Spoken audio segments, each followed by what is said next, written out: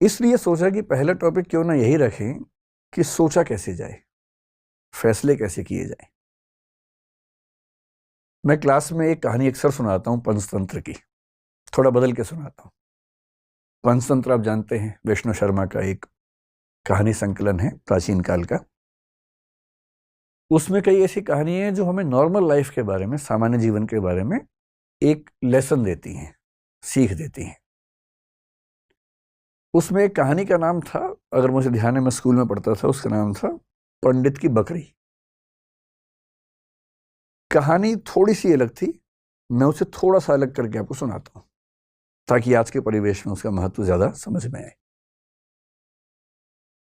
कहानी ये है, मैं फिर बता रहा हूं, कहानी में बदल के सुना रहा हूं ताकि बाद में कोई हमला ना करे कि नहीं कहानी तो ये थी, बदल कैसे दी। उस कहानी में यह था कि एक पंडित जी बकरी खरीद के जा रहे हैं। 3 लोगों को लालच है कि बकरी खाएंगे हम। उनको बेवकूफ बनाने के लिए एक ने कहा कि कुत्ता कहाँ ले जा रहे हो, एक ने कहा कि आप कौन सा पशु बताया, मेरा 3 पशुओं के नाम बोले कि ये कहाँ ले जा रहे हो, वो कहाँ ले जा रहे हो। उन्हें कंफ्यूजन हो गया कि जरूर कोई बहुरूपी या जानवर है, तो छोड़ के भाग गए। मैं इस कहानी को थोड़ा सा मोल्ड करके सुनाता हूं कि एक बार एक आदमी एक छोटा सा बछड़ा खरीद के जा रहा था, सुंदर सा, और 3-4 चोरों की नजर पड़ी। उनका मन हुआ कि काश ये बछड़ा हमें मिल जाए, सस्ता मिल जाए, आधे दाम पे या उससे कम पे मिल जाए, तो क्या करें। तो उन्होंने एक साजिश की। बारी बारी वो उस व्यक्ति से रास्ते में मिले। पहले एक व्यक्ति मिला एकदम सीरियस चेहरा बना के। उसने कहा, अरे पंडित जी, बकरी कितने की ली। पंडित जी ने कहा, यार ये तो बछड़ा है, बकरी थोड़ा ना है। तो वो बड़े अच्छे से हंसने कहा, ये बछड़ा है। अच्छा, इतना कह के मुस्कुराते हुए निकल गया वहां से।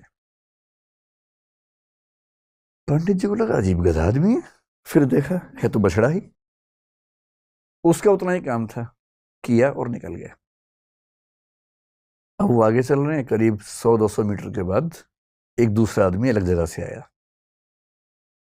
इनके बीच में आपस में साठगांठ है, ये इनको नहीं पता है। दूसरा आदमी आया और आते बोला, वाह पंडित जी, कितनी मोटी बकरी है, एकदम बछड़ा लग रही है देखने में तो। अब इसको लगा कि ये तो मामला फंस गया। ध्यान से देखा, बोला नहीं यार, मैं तो बछड़ा ही लाया हूं। बोला वही तो मैं कह रहा हूं, देखने में लग रहा है एकदम, लेकिन है मोटी बकरी। ये कह के वो भी निकल गया। फिर 1 किलोमीटर बाद तीसरा मिला और उसने कहा, पंडित जी बस ऐसी ही बकरी चाहिए मुझे भी, कहाँ मिलेगी ऐसी बकरी। उसने कहा, फिर पंडित ने फिर थोड़ा धमकाते हुए कहा कि यार ये बछड़ा है भाई। लेकिन अब वो दबाव कम बना रहा था, वो खुद दबाव में था। तो वो भी ठहाका मार के ऐसा बोला, बछड़ा ऐसा होता है, अच्छा, ये करके चला गया। और फिर चौथा आदमी जो असली था उनका मास्टरमाइंड, चीफ कॉन्स्पिरेटर, फिर वो आया पैसे गिनते हुए। उसने कहा, अरे अरे अरे, ऐसा ही बकरा चाहिए, ऐसी बकरी चाहिए, कितने की मिलेगी, कितने की मिलेगी।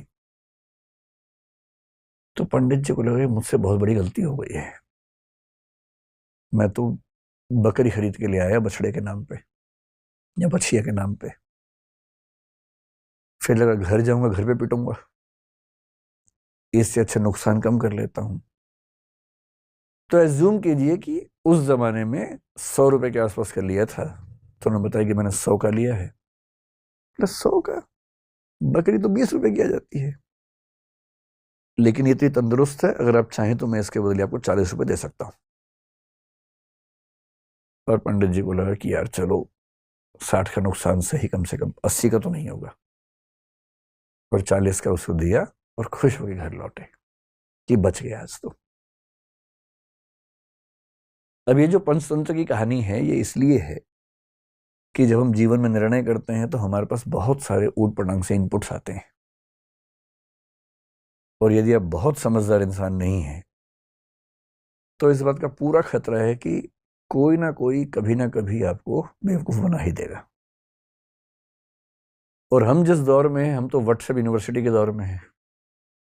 सारा ज्ञान ही वहां से आता है, सोशल मीडिया। आप लोग मोबाइल फ़ोन के मरीज़ हो चुके होंगे मेरे ख्याल से। मैं भी आधा मरीज़ हूँ, आप भी होंगे ही, आप तो नई जनरेशन के लोग हैं, ज़्यादा मरीज़ होंगे।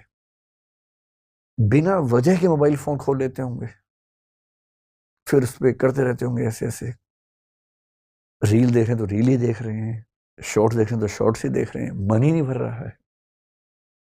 फ़ोन देखते देखते थक गए और फ़ोन रखा और 1 मिनट के बाद फिर फ़ोन उठा लिया कि थक गए हैं, क्योंकि डोपामाइन रिलीज होता है आजकल फ़ोन देखने से। ये एडिक्शन है, खतरनाक एडिक्शन है। और हर वीडियो में कुछ ना कुछ मैसेज कन्वे हो रहा है। इंफॉर्मेशन इतनी ज़्यादा कभी नहीं आई हमारे आसपास जितनी आजकल आ रही है, और वो भी ऑडियो विजुअल फॉर्मेट में आ रही है। अखबारों के दौर में लिखित सूचना आती थी, केवल साक्षर लोग पढ़ते थे, बाकी पढ़ते ही नहीं थे। आज के दौर में ऑडियो है, विजुअल है, टेक्स्ट है, हर भाषा में है, कोई व्यक्ति बच ही नहीं सकता। और अगर किसी समूह के पास ताकत हो, उसके पास 10,000 ऐसे बेरोजगार हों जिनको काम दिया जाए कि दिन में 500-500 मैसेज भेजने, हर मैसेज के बदले 2 रुपए मिलेंगे, तो कोई समूह पूरे समाज को अपने तरीके से सोचने के लिए मजबूर कर सकता है। महाभारत का सोच के देखिए, महाभारत का युद्ध है, एक तरफ पांडव हैं, एक तरफ कौरव हैं। पांडवों के साथ में कृष्ण हैं। नैतिकता के लिए जरूरी है कि पांडव जीतें और कृष्ण इस पूरी योजना के साथ वहां पर हैं। पर पांडव जीत नहीं पा रहे, जिसके कई कारणों में से एक ये है कि कौरवों की सेना में द्रोणाचार्य भी हैं, उनका पुत्र अश्वत्थामा भी है। द्रोणाचार्य गुरु तो पांडवों के भी हैं, कौरवों के भी हैं, पर वो राजधर्म का पालन कर रहे हैं, क्योंकि वो जिस राज्य के साथ हैं उसके साथ खड़े हैं। पांडवों की सेना उनको हरा नहीं पा रही है, और अंत में कृष्ण को समझ में आता है कि पांडवों को जितवाने के लिए कुछ कूटनीति का सहारा लेना होगा। कृष्ण कूटनीति के शिखर हैं। वो युधिष्ठिर से एक बात कहते हैं, पर युधिष्ठिर तैयार नहीं है एक गलत बात कहने के लिए। और अंत में कृष्ण अपनी पूरी कूटनीतिक ताकत का इस्तेमाल करके सिचुएशंस बनाते हैं। एक हाथी अश्वत्थामा नाम का, उसकी हत्या होती है। बात फैलाई जाती है कि अश्वत्थामा मारा गया। अश्वत्थामा द्रोणाचार्य के पुत्र का नाम भी है, और द्रोणाचार्य अचानक हताश होने लगते हैं। उन्हें फिर भी लगता है कि एक बार मैं खबर को ऑथेंटिकेट कर लूं, प्रामाणिक है या नहीं चेक तो कर लूं। तो वो अपने समय के सबसे प्रामाणिक व्यक्ति युधिष्ठिर से पूछते हैं। युधिष्ठिर धर्मराज हैं, झूठ नहीं बोलते हैं। पूरी पांडवों की सेना ने, टीम ने जब उनसे कहा, वो तब भी तैयार नहीं हुआ कि मैं झूठ नहीं बोलूंगा।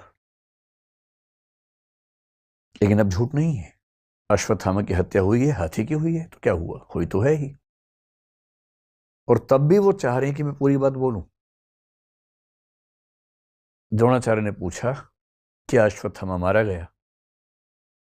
युधिष्ठिर कह रहे हैं, अश्वत्थामा हतो नरो वा कुंजरो वा। अश्वत्थामा मारा गया, आदमी था या हाथी था। लेकिन जैसे ही नरो वा कुंजरो वा कह रहे हैं, ठीक उसी क्षण में बहुत तेज शंख बजता है कृष्ण का, और उस शंख की आवाज में द्रोणाचार्य सुन नहीं पाते पूरी बात। और क्योंकि वो सुनते हैं सिर्फ इतना कि अश्वत्थामा मारा गया, वो हताश हो जाते हैं, हथियार छोड़ देते हैं, युद्ध भूमि में जमीन पर टिक के बैठ जाते हैं।